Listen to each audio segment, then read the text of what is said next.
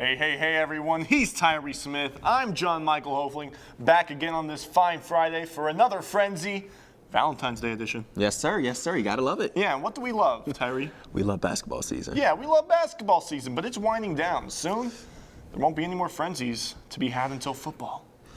Don't do that to me. Scary thought. Yeah, don't do that to me. I'm shivering just thinking about it. Other things that make people shiver. The Nagani Miners basketball team. Yes, boys sir. and girls, both of them have been great, but especially the boys. They've been like Michael Jackson's hair in the Pepsi commercial, on fire all season long. I had to bring that up. Yeah, of course. They were coming into Ishpeming tonight with one goal in mind, victory. But the Hematites always show up for rivalry games. One team, only one, could walk away with a dub.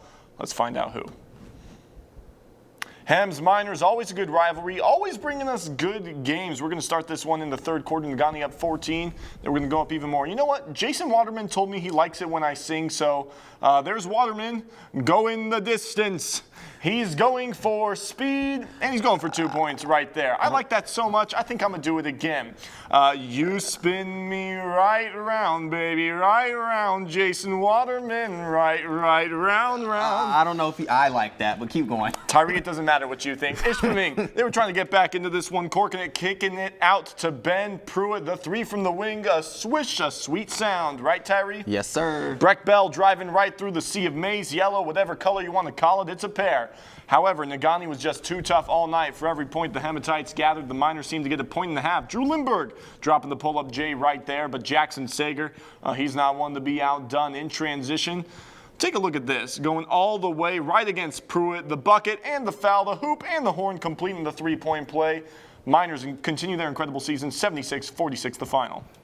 That was a good game. Now taking a look at some other scores around the UP, the Saints of St. Ignace taking on Cedarville earlier tonight, and wow, close game between those two, with Cedarville not being able to clutch out the win at home. St. Ignace gets by them 55-53. I see your close game. I will raise you one out in Brimley, arguably the game of the night. Man, I wish it wasn't 4 hours away because, man, I would have loved to have seen that one. Two of the best Division IV teams in the UP going at it. Not disappointing. The Pickford Panthers grabbed the win in overtime, 71-67. That says Brimley got the win, but pretty sure Pickford got the win in that one. Either way. Either way, great game, overtime nonetheless. Exactly. Yeah. Now up in Copper Country, the Copper Kings were able to squeak by the Wild Whitecocks. Both teams, strong defensive performances as Calumet grabs the win, 55-49. And over in Kearney, the Wolves were howling large out on their home court, doubling up Stevenson, 54-27. We got some more scores for you right here. Republic Michigami out in Baraga. The Hawks get their first win of the season over the Vikings, 46-40. You love to see it, man. That was a good one. And then Chassell and Jeffers, they battered it out. But Chassell, they got the home victory tonight, 72-53, the final in that one. Good one right there. Tyree, take the next highlight. Appreciate you, sir. Iron Mountain Mountaineers visiting the GWINN MODELTOWNERS tonight. And y'all, it was intense early on. GWINN on the offensive. Reed Hill gets the pass inside and gets the two to go. Later on, GWINN, they're going to get free throws tied the game at 6. Caleb Anderson gets the pass, and what is he going to do? He sees it straight down the lane, drains that three. GWINN now up 9-6. Around 3 minutes left in the first. GWINN gets the rebound. James Harnick does a Russell Westbrook compression. Stops, switches to 3. MODELTOWNERS up 6 over Iron Mountain. But then Foster Wonders start doing his thing. Misses the shot, but he's going to get the pass back, gets inside, and gets the 2. He led all scorers with 35 points tonight. Under a minute left, Marcus Johnson on the corner. He's going to join the scoring party. A nice jumper right there. He had 25. GWINN, they're trying not to get down too much against this team, and Nick Lyford is going to help with that. He nails the 2, but Wonders, he wasn't going to let that happen. No, that's not what he does. Exactly. Goes in, gets the floater. Iron Mountain stays undefeated on the season, 84-51, the final in that one. Yeah, Foster Wonders doing Foster Wonder things. Eskimos were brave in the cold and staying down to earth against the Rockets. Rapid River looking to pull off the upset early on. Max Leneker, yeah, you're going to back off him? You're going to back off him? How dare you? He'll make you pay. Slowly walking up, hitting the triple. Rapid River still down at that point, though, in the Moes. They were pouring it on all night. Carter Hudson to Brendan Fraser, who I guess stopped acting after the mummy, to Colin Hudson in the corner. That three-pointer is good. The younger Hudson's got such a sweet shot it could put a baby to sleep. Back to the Rockets. Good ball movement. Finds its way to Griffin Flath. One dribble, hop, skip, and a jump. 2 points just like that. Moes back on the offensive. from the corner into the middle for Carter Hudson, the tallest man on the court. No one's stopping that freight train. Come on now.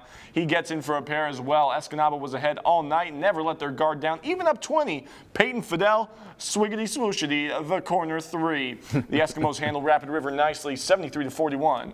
Mo's win. Nice home win for them. And a couple of more scores for everyone. The Blue Bolts continue to be on a rampage more than Dwayne Johnson in that movie that kind of flopped at the box office, but I liked it. We're being honest. We're being honest. We're being honest. They stay undefeated on the year, beating out Tanagan 68-50. Meanwhile, Engadine gets by Detour. No detour needed. You get it? Yeah, I get it, Michael. All right, good. 73-61 the final in that one. 73-66. I'm sorry about that one. Oh, man. Taking a trip over to Houghton County now. The Bulldogs, they didn't have enough bite in them to take out the Gremlins. 81-62, Houghton gets the win. Yeah, the 80s movie franchise, they get it, that one. Ironwood was unable to maintain home court advantage, dropping one to a Wisconsin team. That hurts just to say, right? 64-55, the final there. Oh, man, what a good score. But the Purple Hornets were over. They traveled to Lakeland Hubble and handed the Lakes a big old helping of Stinger. 54-47, the final there. While Westwood barely managing to squeak by Manistee in almost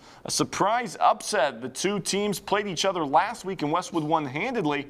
But the Emeralds, they came to play. Skylar Anderson and the rest of that Manistee crew almost pulled out the dub, falling just short, 66-65. What a good one. Next up, we got Superior Central Cougars, folks. They are hosting the Forest Park Trojans in overtime. Kyle Fertizzi nails the jumper to put Superior up by 2. Very next possession for the Cougars. Fertizzi passes to Michael Leprin, who misses, but Will Carlson was there to help him out. 54-50 Cougars with less than 3 minutes to go. Few possessions later, Park, they need a score. And they get it back to Gavin Johnson, who's going to get the 1+2 = 3 shot for the Trojans. Less than 2 minutes to go. Cougars lead by 3. Johnson, he's going to go ahead, drives in the paint, passes to Tommy Peltoma, who gets the 2, puts Trojans within 1. Less than a minute left in OT, and Will Carson, he's going to go ahead and get the pass and says, I could do this, folks. 2 points for there. Cougars are up 3. Forest Park possession. They need a 3 to tie the game. And guess what, Michael? What are they going to do? Calvin Johnson in the corner.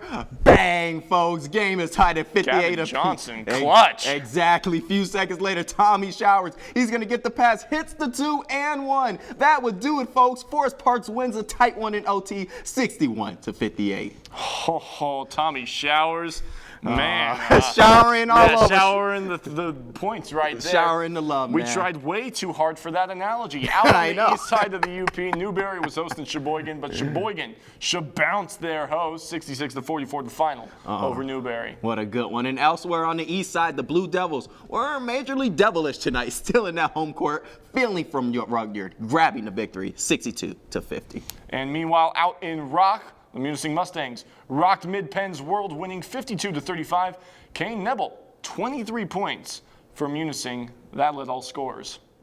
Kingsford FLIVVERS, they were out in Marquette. Aspen Michelin, she was ready for action in this one. That's who you see right there, and you'll hear her name again in just a second. First quarter, no score, and the FLIVVERS would get on the board first. Olivia Olkinen with the 3-point try, got it to go. She was just waiting, twirling that ball around. I was like, I'll just put it in, right? There you Later go. in the quarter, Flivs up 5, but you know who's going to get Marquette back into it? She ain't missing, Aspen Michelin. 2 points there, and moments later, intercepting the pass from Olkinen like a young Darrell Revis. She'll go coast to coast and finish with the points. Monster Michelin getting the Redette's back in this one, down just 1 at that point. She'd finish with 14. However, Kingsford did still have some good mojo cooking. The lead pass to Maggie Strelo leads to an easy pair for Kingsford. Still with the FLIVVERS, Brooke Kriegel hands it off to Olkinen after she does a little drive. Triple, B10, bingo, Olkinen. She'd lead the FLIVVERS with 6 points on the night, but everybody had around that point total. Despite the strong start, Kingsford couldn't sustain their offensive force. As the game wore on, Maddie Carter with the nice move inside and the lane. Redette's, they defeat the ladies in blue, 52-32 the final. What a good game over there. And out in West Iron County, it was West Iron County losing a heartbreaker to the Copper Queens. You just hate to see it. 64-63 the final. And in Brimley, the home team doing their job there, handling their opponents, Hannahville, 61-34.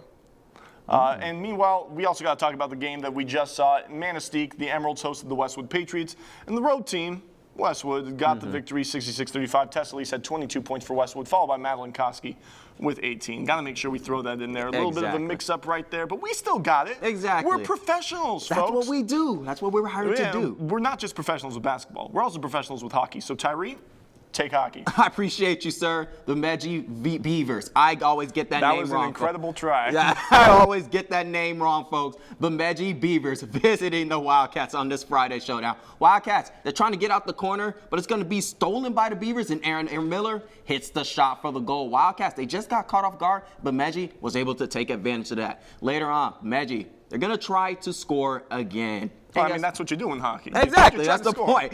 And they're going to take a further lead. Wildcats defense not standing up strong as Beavers. They get another goal right there. Bemidji's offense was basically the story of the night, folks. And junior Brad John, he's going to join this party. He's going to get a shot and another score against the Cats. Northern's defense wasn't standing tonight. I don't know what it was. Friday nights, just not for them. But later on, Bemidji, they're going to get in the goal for another one. The fourth of the night, they would score 5 goals against the Cats at home. 5 of them to take the first game in the series, 5-0. Oh, that's unfortunate. Northern Michigan now dropped 3 in a row, all 3 to teams above them in the WCHA standings.